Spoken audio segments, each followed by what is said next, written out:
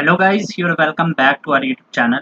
और आज की इस वीडियो में मैं आपको बताने जा रहा हूँ प्रेजेंट इंडेफिनिट टेंस के बारे में। ठीक है, इससे पहले मैंने एक वीडियो आपके साथ शेयर की थी जिसमें मैंने आपको बताया था कि जो सेंटेंस होता है उसका स्ट्रक्चर क्या होता है। ठीक है, सेंटेंस में किसे हम सब्जेक्ट कहते हैं, किसे वर्ब कहते हैं, किसे मेन वर्ब कहते हैं, हेल्पिंग वर्ब कहते हैं और किसे ऑब्जेक्ट कहते हैं। ठीक, तो वो वीडियो आपने आई होप कि देख ली होगी और उसके बाद में आपको जो चीज़ें मैं एक्सप्लेन करने वाला हूँ इसमें ज़्यादा अंडरस्टैंडिंग मिलेगी। ठीक, तो लगातार हम 4-5 वीडियो में उन चीज़ों को रिपीट करते रहेंगे ताकि ये आपके माइंड में बैठ सके। ठीक, तो अभी चलिए हम शुरू करते हैं प्रेजेंट इंडेफिनिट टेंस से। तो प्रेजेंट इंडेफिनिट टेंस से आज हमें स्टार्ट करना है। तो होता क्या है प्रेजेंट इंडेफिनिट टेंस में कि हम जो बात करते हैं ना वो प्रेजेंट के बारे में करते हैं। ठीक, प्रेजेंट जो इंडेफिनिट है उसमें हम जो बात करेंगे वो प्रेजेंट टेंस के बारे में करेंगे। अब होता क्या है, जैसे कि अभी मैं आपको बताता हूँ, समझाता हूँ कि जैसे कि आप देख रहे होंगे ये जो लिखा है प्रेजेंट। ठीक, इस प्रेजेंट का जो ये मतलब होता है, इस प्रेजेंट का मतलब होता है मौजूदा समय की बात कर रहे हैं, हम अभी के समय की बात कर रहे हैं, हम ना तो फ्यूचर की बात कर रहे हैं और ना ही हम बीते समय की बात कर रहे हैं। तो प्रेजेंट से तो ये क्लियर हो गया हमें। इनडेफिनिट होता है, इनडेफिनिट का मतलब इसमें कोई टाइम वाइम नहीं दिया होता, मतलब कोई स्पेसिफिक टाइम ऐसे नहीं बोलेंगे कि 2 बजे से मैं इस काम को करता हूँ या 4 बजे से इस काम को करता हूँ। तो ऐसा कोई स्पेसिफिक आपको टाइम नहीं मिलेगा, इसलिए इसको इनडेफिनिट बोला गया। और टेंस का जो मतलब होता है ना, टेंस, इस जो ये जो टेंस है इस टेंस का मतलब होता है समय। यानी इसका मतलब हमें पता चलता है पहचान। टेंस का मतलब आप अगर सिंपल समझे तो पहचान। जब मैं कोई भी सेंटेंस बोलता हूँ आखिर आपको पता कैसे चलेगा कि कोई सेंटेंस वो प्रेजेंट इंडेफिनिट का है, यानी उस सेंटेंस में आपको प्रेजेंट इंडेफिनिट का फॉर्मूला लगाना है, ये आपको कैसे पता चलेगा? ये आपको पता चलता है उसकी पहचान से। ये जो पहचान देख रहे हैं ना आप, ये जो पहचान लिखी हुई है यानी ता है। ठीक, ये जो ता है, ती है और ते हैं, ये सेंटेंस की पहचान होती है। जब भी, और पहचान कैसे, कि जब भी सेंटेंस के लास्ट में, जैसे कि हिंदी का कोई सेंटेंस होगा उसके लास्ट में आपको ता है मिल जाए, ती है मिल जाए, ते है मिल जाए, तो आपको समझ जाना है कि ये प्रेजेंट इंडेफिनिट का टेंस है और इसे हमें प्रेजेंट इंडेफिनिट के फॉर्मूले से बनाना होगा। अब कैसे होगा ये मैं आपको एक एग्जांपल जैसे अभी बोल देता हूँ। जैसे मैं बोलूँ कि मैं रोज मंदिर जाता हूँ। अब आप देखेंगे सेंटेंस के लास्ट में क्या लिखा है, जाता हूँ। तो यानी इससे आपको पता चल गया कि ये जो सेंटेंस है ये प्रेजेंट इंडेफिनिट का टेंस होगा। अभी मैं आपको नीचे एग्जांपल मैंने लिख रखे हैं उसके जरिए मैं आपको क्लियर करूंगा। अभी जब जस्ट मैं आपको एक एग्जांपल के तौर पे बता रहा हूँ so that mean you could not be mean gate confused in it. ठीक, तो ता है, ती है, ते हैं, ये चीज हो गई पहचान की। अब आप एक चीज और देख लीजिए, स्टार्ट करने से पहले मैं आपको बताना चाहूंगा एक वचन। ठीक, एक वचन क्या होता है? एक वचन का मतलब होता है जब किसी काम को कर रहा है कोई व्यक्ति, अगर कोई काम कर रहा है, जैसे मैंने बोला कि मैं पढ़ता हूँ, तो एक वचन का मतलब होता है कि एक ही इंसान है और बहुवचन का मतलब होता है एक से ज्यादा इंसान है। ये चीजें तो आपने अपने जो चाइल्डहुड में भी पढ़ रखी होंगी, यानी सिंगुलर और प्लूरल। तो ये चीजें आपको बेसिक से क्लियर है। इसके बाद में अब हम चालू करेंगे जो अपना मेन टॉपिक है, उसको टॉपिक को चालू करते हैं। तो सबसे पहले यहाँ पर आप देख रहे होंगे अफर्मेटिव सेंटेंस मैंने लिख रखा। अब अफर्मेटिव का मतलब क्या होता है? अफर्मेटिव का मतलब होता है पॉजिटिव। ठीक है, अफर्मेटिव का मतलब क्या होता है? Positive sentence. पॉजिटिव यानी प्लस का मैं यहाँ पर साइन लगा देता हूँ, यानी पॉजिटिव सेंटेंस। अब पॉजिटिव सेंटेंस से आप क्या चीज समझते हैं? पॉजिटिव सेंटेंस से हम समझेंगे कि एक ऐसा सेंटेंस जिसमें ना तो सवाल पूछा जाए और ना तो नहीं का यूज हो। ठीक है, उसमें ना तो नॉट का यूज होगा और ना ही कोई सवाल पूछा जाएगा। तो ऐसे सेंटेंस को हम क्या बोलते हैं? अफर्मेटिव सेंटेंस यानी पॉजिटिव सेंटेंस। ठीक, तो ये जो फर्स्ट टाइप जो मैंने फॉर्मूला लिख रखा है यहाँ पर, ये वाला जो फर्स्ट, ये पॉजिटिव सेंटेंस का। तो सबसे पहले हमने लिखा है सब्जेक्ट। सब्जेक्ट को हम क्या कहते हैं? ये पहले वीडियो में मैं आपको बता चुका हूँ, इसको हम कहते हैं कर्ता। ठीक, इसको हमने क्या बोला है? कर्ता। ठीक, ये जो है कर्ता। और जो दूसरा है उसके बाद में हम कर्ता के बाद में हमने क्या देखा है? कर्ता के बाद में हम देख रहे हैं कि ये जो फर्स्ट फॉर्म का इस्तेमाल किया। फर्स्ट फॉर्म क्या होती है वर्ब की? जैसे वर्ब की आप जानते होंगे कि 3 फॉर्में होती हैं। कोई भी वर्ब होता है ना उसकी 3 फॉर्म होती है, first form, second form, third form. तो यहाँ पर हमें फर्स्ट फॉर्म का यूज करना है। जैसे कि एक एग्जांपल दूं तो डू, डिड, डन, ये आपने सुना होगा, डू, डिड, डन। यानी डू जो है फर्स्ट फॉर्म है, डिड यानी सेकंड फॉर्म है और डन यानी थर्ड फॉर्म है। ये जो फॉर्म होती है 3 फॉर्म्स ऑफ वर्ब, ये आपको याद करनी पड़ेगी। तो इनकी मैं एक लिस्ट दूंगा आपको, तो वहां से जो कॉमनली यूज्ड किए जाते हैं वर्ड्स उनको आप याद कर सकते हैं। तो सबसे पहले आपको फॉर्मूले में क्या दिख रहा है, सब्जेक्ट। सब्जेक्ट यानी काम को करने वाला। काम को करता कौन है, कोई इंसान कर रहा होगा काम को। जैसे कि मैंने बोला मैं पढ़ता हूँ, तो पढ़ने का काम कर कौन रहा है, मैं। तो मैं एक इंसान हूँ, तो उसी को हम क्या कहते हैं, सब्जेक्ट। सब्जेक्ट यानी कर्ता, काम को करने वाला। दूसरे नंबर पे लिखा है मैंने फर्स्ट फॉर्म। फर्स्ट फॉर्म का मतलब है वर्ब की फर्स्ट फॉर्म। तो यानी जैसे डू, अगर कहीं भी आएगा करना अगर लिखा है तो हम डू लिखेंगे, और डिड नहीं लिखेंगे, डन भी नहीं लिखेंगे, सिर्फ डू लिखना। अब यहाँ पर एस या ई एस लगा है, ठीक। एस या ई एस किसके साथ आएगा, जब भी काम को करने वाला एक इंसान हो। इसीलिए मैंने आपको यहाँ पर एक्सप्लेन कर दिया था कि सिंगुलर और प्लूरल का डिफरेंस। जब भी सिंगुलर होगा, जो काम को कर रहा होगा, तो वहां पर हम उसके वर्ब के साथ में एस या ई एस लगा देंगे, और उसके बाद में सेंटेंस में जो भी बच जाता है उसको हम ऑब्जेक्ट कहते हैं। अभी मैं एग्जाम्पल जब आपको दूंगा तब I will explain each of these formulas through the examples, ठीक। तो अभी आपको घबराने की कोई जरूरत नहीं है, बस आप इस चीज को सुनते जाइए और समझते जाइए थोड़ा बहुत। उसके बाद में हम आ जाते हैं नेगेटिव, ठीक। ये तो आपको समझ में आ गया होगा, सब्जेक्ट यानी काम को करने वाला, और first form of the verb. Verb क्या होती है, वर्ब यानी जिससे हमें किसी काम के होने का पता चले, जैसे पढ़ना, खाना, पीना, ये सारी वर्ब होती है। वर्ब के साथ में एस या ई एस लगा देंगे। जैसे डू होगा तो डज बोल देंगे उसे, ठीक है। अगर गो होगा तो गोज बोल देंगे। तो इस तरीके से मैं आपको बताना चाहता हूँ। ऑब्जेक्ट होगा, ऑब्जेक्ट जो भी सेंटेंस में इन दोनों का इस्तेमाल करने के बाद में बच जाए उस सबको पीछे की तरफ लिख देना, उसी को हम ऑब्जेक्ट नॉर्मली कहेंगे। Now we come to the second rule, that is the negative. अब नेगेटिव से आपको वर्ड क्लियर ही होगा, हो रहा होगा। नेगेटिव का मतलब क्या होता है, नेगेटिव का मतलब होता है ये माइनस का साइन। माइनस का साइन यानी नकारात्मक, जिसमें नहीं का उपयोग हो। तो नहीं का जो यूज आप देख सकते हैं, ये जो फॉर्मूला है यहाँ पर नहीं का इस्तेमाल हुआ है, ठीक।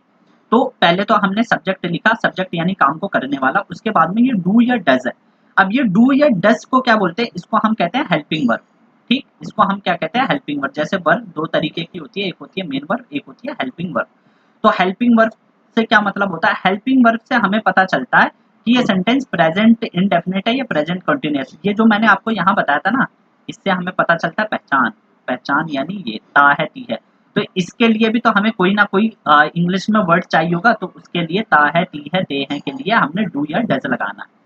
तो जो डू लगता है वो लगता है प्लूरल के साथ में, ठीक है। डू किसके साथ लगेगा, जैसे यहाँ साइड में मैं लिख देता हूँ, डू लगता है प्लूरल के साथ में, डू। और जो सिंगुलर होते हैं, सिंगुलर यानी एक ही काम को करने वाला जब एक होगा तो वहां उसके साथ में हमारे पास हो जाता है डज, ठीक है। डू या डज यहाँ पर लग जाएगा। तो ये आप देख सकते हैं, जब सब्जेक्ट लगाएंगे उसके बाद में डू या डज लगाया, उसके बाद में नॉट हो गया, उसके बाद में वर्ब की फर्स्ट फॉर्म हो गई, और उसके बाद में जो सेंटेंस में बच जाए ऑब्जेक्ट होता है। तो ये सारी चीजें अभी आपको बस मैं एक एग्जाम्पल के तौर पे बता रहा हूँ।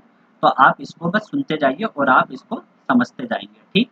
तो यहाँ पर अब इसके बाद में हम देखेंगे, आई होप कि ये चीजें आपको क्लियर हो रही होंगी यहाँ तक। तो उसके बाद में अब हमें समझना है थर्ड टाइप। जैसा कि आप देख रहे होंगे, जो ये जो नीचे है ये वाला, ये थर्ड टाइप है इंटेरोगेटिव, ठीक। तो इंटेरोगेटिव जो आप देख रहे होंगे, तो इंटेरोगेटिव का मतलब होता है कोई ऐसा सेंटेंस जिसमें हमसे सवाल पूछा जाए, ठीक। कोई ऐसा सेंटेंस जिसमें हमसे क्या पूछा जाए, सवाल पूछा जाए, तो उसको हम क्या कहते हैं, इंटेरोगेटिव सेंटेंस। और सवाल पूछेंगे कैसे, सवाल पूछने का एक मतलब होता है कि सवाल दो तरीके से पूछे जाते हैं। सवाल दो तरीके से पूछने का मतलब है कि अब जैसे मैं एक एग्जांपल देता हूँ आपको। जब भी कोई आपसे सवाल पूछा जाए और उसका आंसर आपको हाँ या ना में देना हो, तो उसको हम इंटेरोगेटिव कहते हैं। जब भी कोई सवाल पूछा जाए और उसका जवाब हाँ या ना में देना हो, तो उसको हम इंटेरोगेटिव सेंटेंस कहते हैं। एग्जाम्पल, अब आप एग्जाम्पल एक दे देता हूँ वर्बली, और उसके बाद में नीचे हम देखेंगे कौन कौन से एग्जाम्पल होते हैं, तो वो चीजें आपको क्लियर हो जाएंगी। तो सवाल कैसे होगा, जैसे कि मैंने आपसे पूछा कि क्या आप रोज मंदिर जाती हो। अब इसका आप जवाब क्या दोगे, इसका जवाब आप दोगे कि हाँ या फिर ना, कि हाँ मैं रोज मंदिर जाती हूँ, या फिर नहीं मैं रोज मंदिर नहीं जाती हूँ, ठीक।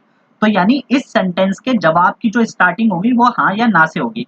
और ये जो सवाल पूछ रहा है ना, इसके स्टार्टिंग में क्या लगा होता है, हमेशा हमेशा इसके स्टार्टिंग में क्या लगा होगा। जैसे मैंने बोला, क्या आप रोज पढ़ती हो, क्या आप रोज मंदिर जाती हो, या क्या आप समय पे खाना खाती हो, या फिर क्या राहुल रोज खेलता है, क्या राहुल अच्छी किताबें पढ़ता है।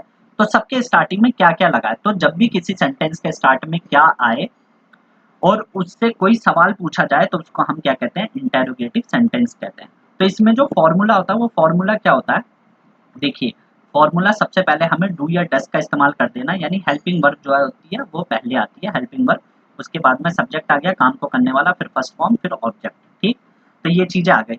अब इसी का नेगेटिव वर्जन है, नेगेटिव वर्जन से क्या समझते हैं कि यानी सेंटेंस ऐसा ही रहेगा, यानी क्या से ही स्टार्ट होगा, बस उसमें नहीं का यूज हो जाएगा। जैसे कि क्या तुम रोज नहीं पढ़ती हो, तो यानी नहीं का इस्तेमाल हो गया, तो आपको करना कुछ भी नहीं है।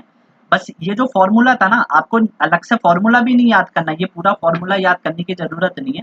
बस आपको क्या देखना, यहाँ इन दोनों के बीच में आपको क्या कर लेना, नॉट का यूज कर लेना है। ठीक, नॉट का यूज जैसे ही आप करेंगे तो आपको ये चीजें क्लियर हो जाएंगी। तो ये सारी चीजें हुई। उसके बाद में अब हम देखेंगे WH फैमिली। अगर अभी आपको कोई भी कॉम्प्लिकेटेड चीजें लग रही हैं इसमें, तो आप वेट कीजिए, when I will provide you the examples, then you will understand it very better. ठीक, अब नीचे जाते हैं हम और अब हम बात करते हैं WH फैमिली की। अब ये WH फैमिली क्या होती है, ठीक, अभी जैसे कुछ लोगों को पता होगा लेकिन कुछ लोगों के लिए न्यू वर्ड है। तो WH फैमिली का मतलब होता है, जैसे कि मैंने नीचे लिख रखा है, सब चीजें मैंने आपको, ये जो नोट्स हैं, आई will provide you these notes, तो यहाँ पर मैंने सारी चीजें आपको मेंशन कर रखी है। अगर आपसे कोई पॉइंट मिस भी हो जाता है then you can cover from these notes. तो WH फैमिली का वर्ड पहले हमें इस्तेमाल करना होगा। उसके बाद में ये जो पूरा स्ट्रक्चर देखेंगे ना, ये पूरा स्ट्रक्चर सेम है, कैसा, ऐसा, ये जो इंटेरोगेटिव वाला बताया ना, ऐसा ही सेम है, बस आगे WH फैमिली का इस्तेमाल किया गया है। अब WH फैमिली जो वर्ड है उसका इस्तेमाल किया, यानी इसमें होगा क्या, इसमें आपको एक चीज जैसे ध्यान रखनी होगी कि WH फैमिली का मतलब होता है क्या, कैसे, क्यों, कब। जैसे आपने वर्ड सुना होगा वेयर, वाई, ठीक है, ये सारे जो वर्ड है ये आपने सुने होंगे, तो इसका मतलब होता है WH फैमिली, यानी जो W से स्टार्ट हो और जिनसे सवाल पूछा जाए।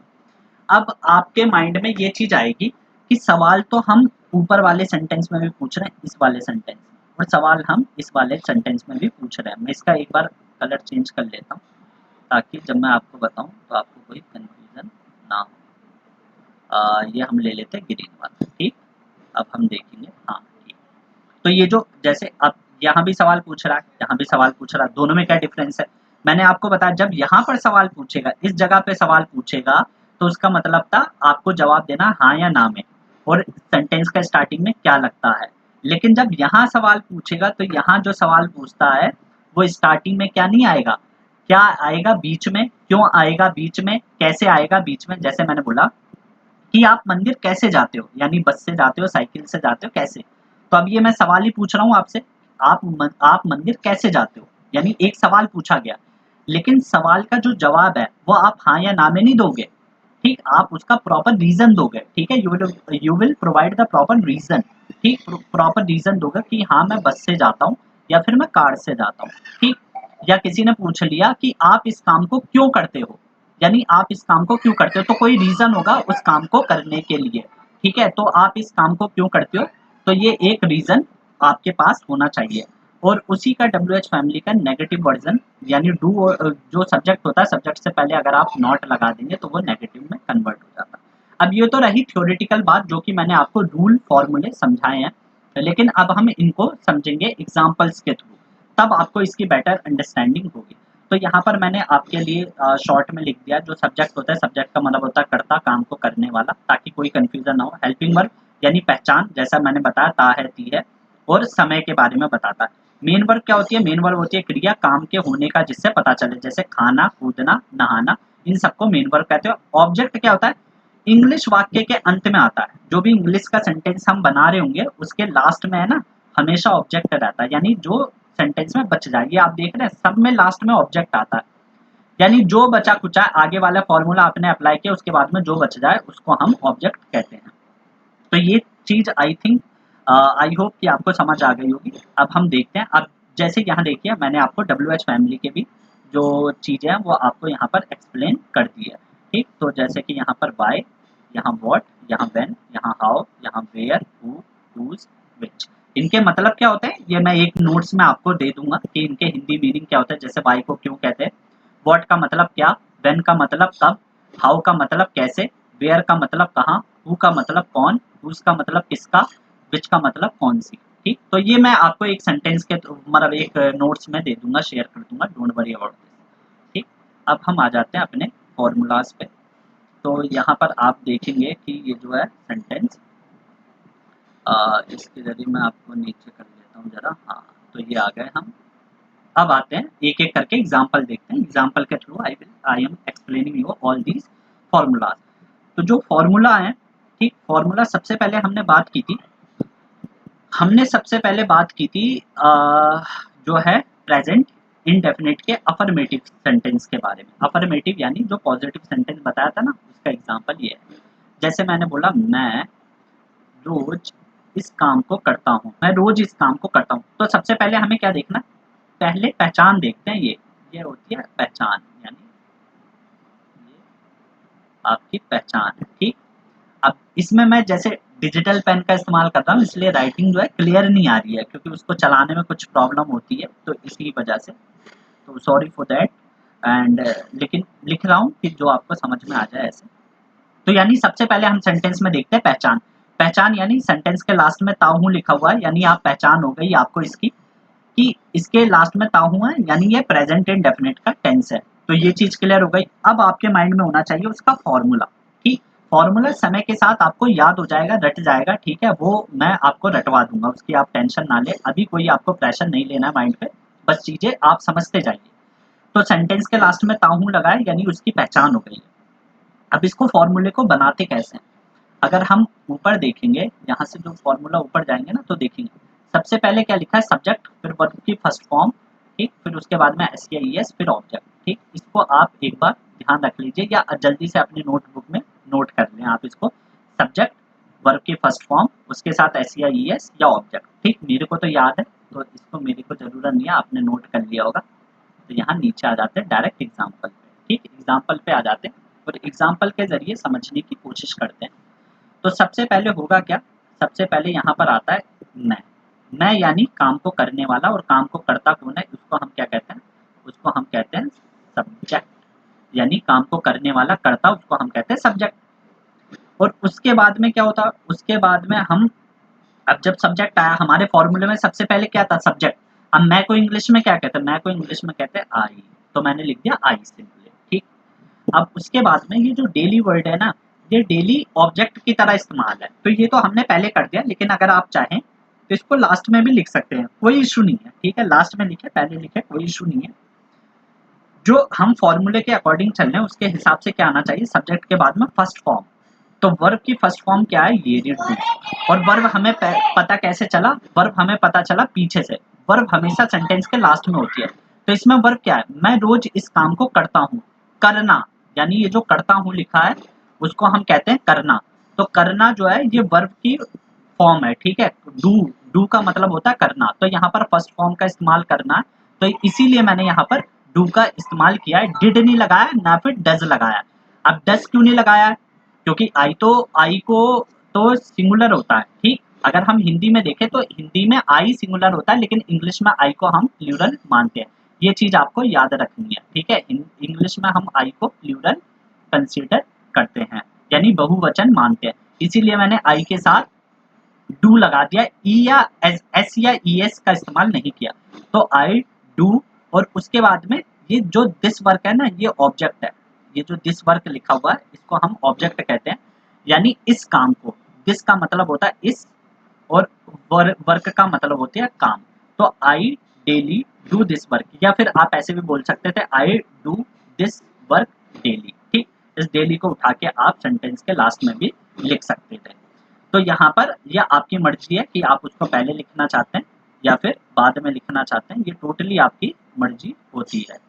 तो यहाँ पर मैंने आपको जो पॉजिटिव वाला सेंटेंस है ये एक्सप्लेन किया है, और आई होप कि आपको ये चीज समझ में आ गई होगी।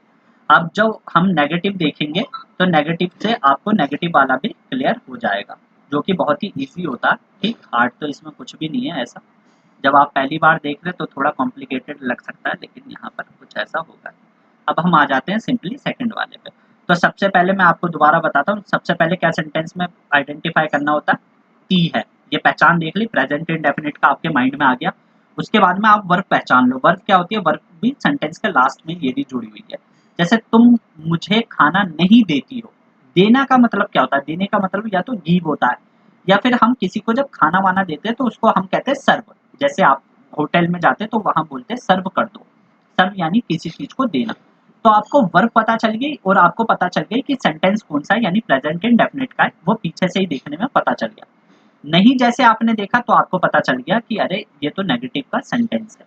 फिर आपने देखा सब्जेक्ट हमेशा स्टार्टिंग में होता है, सब्जेक्ट भी पता चल गया। उसके बाद में जो भी बच जाए उसको हम कहते हैं ऑब्जेक्ट, और ऑब्जेक्ट सेंटेंस के हमेशा कहाँ आता है, लास्ट में आता है। ठीक, तो अब आपको बनाने में एकदम आसानी हो जाएगी। सबसे पहले आपको क्या देखना, फॉर्मूले के अकॉर्डिंग चलना, फॉर्मूला आप जो ऊपर से नोट डाउन कर सकते हैं, उसके बाद में आप इसको देखते रहेंगे। तो यहाँ पर होता है, इसको हम कहते हैं सब्जेक्ट, तो मैंने अपना लगा दिया पहले, ठीक, सब्जेक्ट का इस्तेमाल कर लिया। उसके बाद में सब्जेक्ट के बाद में मैंने आपको फॉर्मूले में लिखवा रखा है डू या डस का इस्तेमाल होगा। तो यहाँ पर मैंने क्या किया है, डू लगाया, डू यानी यू प्लूरल होता है, ठीक।